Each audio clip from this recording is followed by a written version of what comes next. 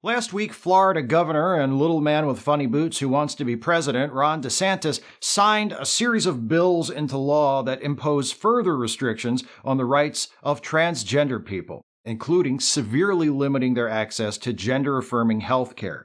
One provision of the new laws makes it illegal for children to receive gender-affirming care and allows courts to remove trans kids who do receive gender-affirming care from the custody of their parents.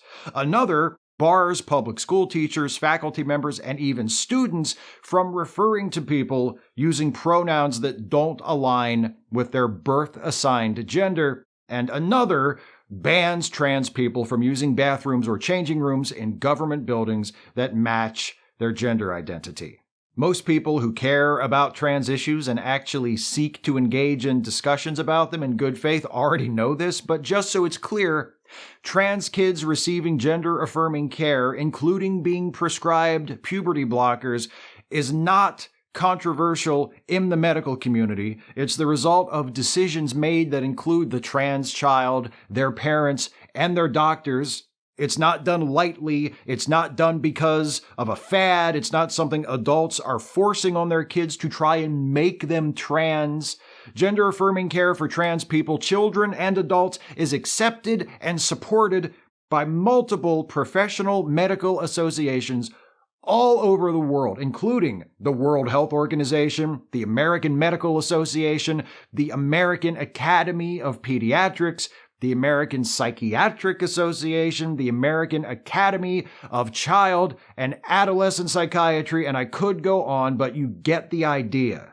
The current conservative obsession with oppressing, harassing, and erasing trans people, which has infected not only the culture of my country, the United States, but also the UK, as well as many other parts of the world, is completely out of line with the current medical and scientific consensus on the subjects of sex and gender and how trans people ought to be treated, medically and socially speaking. But it lines up perfectly with what I consider to be one of the defining characteristics of the conservative worldview, the compulsive and hypocritical need to mind other people's business.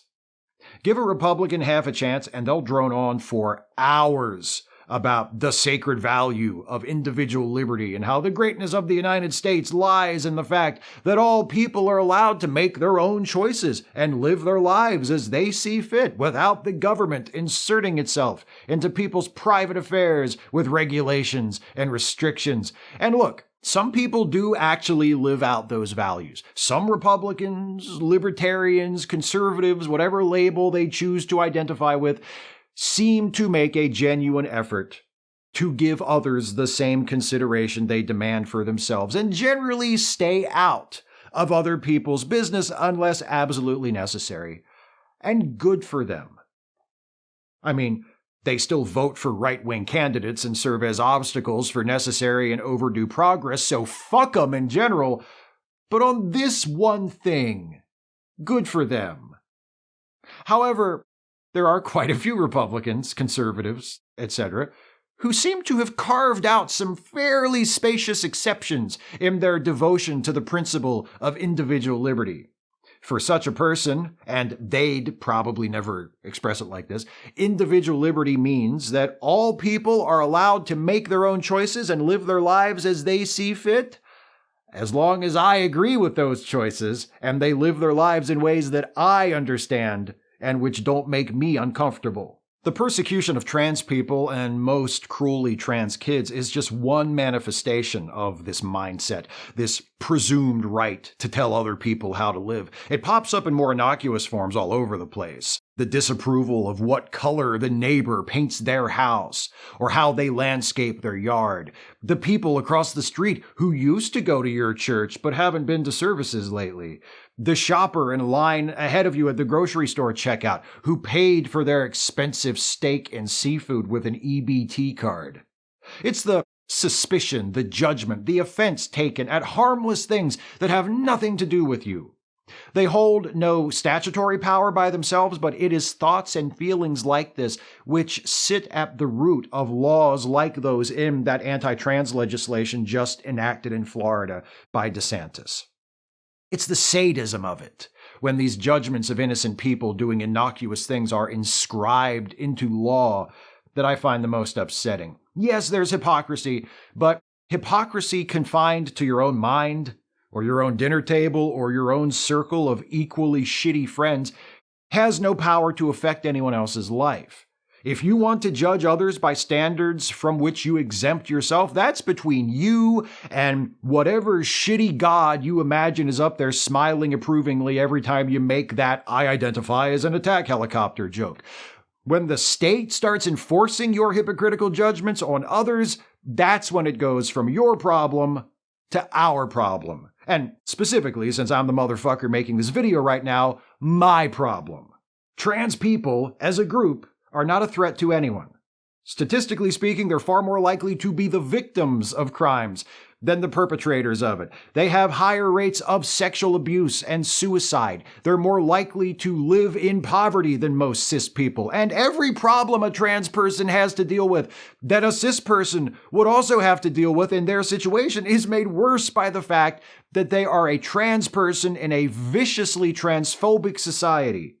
All most trans people want to do is exist and be allowed to be who they are. They just want to go about their lives and mind their own business. They're prevented from doing that by people who refuse to mind their own business. And there's no reason for it other than sadism, to inflict cruelty on a marginalized group, to appeal to voters who get off on it. Vote for me and I'll hurt the people you want me to hurt. The unofficial campaign slogan for every Republican candidate. Even if we spot them their bigotry, it serves no purpose. Go ahead and hate trans people. Think they're unnatural. Think they're confused. Think they're deviants. Think they're abominations. Think whatever backwards, ignorant horseshit about them you want. What does a trans person living their life have to do with you? How does a trans person being allowed to receive the medical care they need, or use the bathroom that matches their gender identity, or be called by their right name and pronouns affect your life? What do you gain by seeing a trans person denied those basic things? Things which you would never tolerate being denied yourself, I'm quite sure.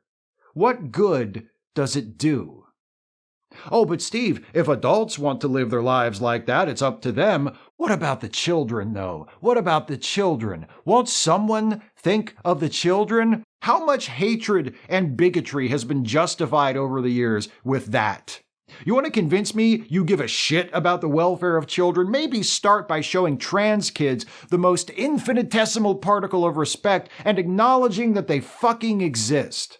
World Health Organization, American Medical Association, American Academy of Pediatrics, and on and on and on. Professional medical associations all around the world acknowledge that trans people exist, that trans kids exist, and that trans people, including kids, are entitled to gender-affirming care. So that being the case, if a trans child and the parents of that trans child and the doctor or doctors of that trans child all agree that they ought to receive gender-affirming care and all agree on what form that gender-affirming care ought to take, my question to Ron DeSantis and other like-minded people is this: who the fuck asked your opinion?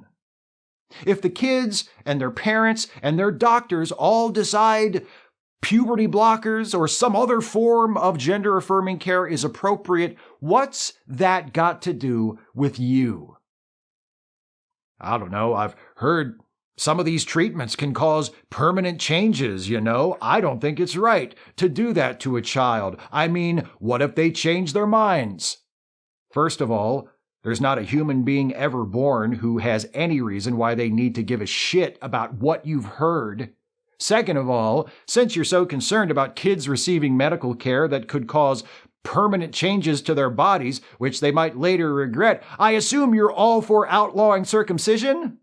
Or are you okay with circumcision, a totally arbitrary procedure that has no legitimate purpose, but opposed to gender-affirming care, which can actually be life-saving? Then again, who cares if a trans person kills themselves, right? They were just confused anyway. They're better off if you think about it. What do the medical decisions made by a family with a trans child between them and their doctors have to do with you. They're over there living their lives, and you're over here living yours. And according to what you claim your values are, you should be good with that. Because they're not hurting you. They're not stopping you from doing anything you want to do. They're not infringing on your rights. So why do you insist that their rights be infringed upon? Can anyone imagine the outcry if a state passed laws banning medical treatments that were needed by members of the in-group rather than the out-group? What if instead of gender-affirming care, the state outlawed allergy treatments? Sorry, but you know what? People who have allergies are born that way. And if it's God's will that you should have allergies, it's not right for us to try and change that.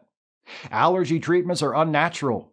And from now on, if parents give their children medication to treat their allergies, the courts will consider that a form of child abuse, and those parents will lose custody of their children. Just in case I need to make this clear, I'm not saying being trans and having allergies are the same or are even remotely similar experiences. I don't think they are, but I don't actually know. I only have allergies. I'm not trans. I'm just comparing them in terms of the attitudes people hold toward their treatment. Okay? Okay. Can you imagine if I told someone they were an unfit parent for treating their child's allergies? Can you imagine the outrage, the offense? Can you imagine what they might say in response? Probably something about how I don't know their child or anything about their problems. What do I think gives me the right to make decisions for their family? How is their child's medical care any of my business? And they'd be right. It's not my business. As long as no harm is being done to the child, it shouldn't be the state's business either.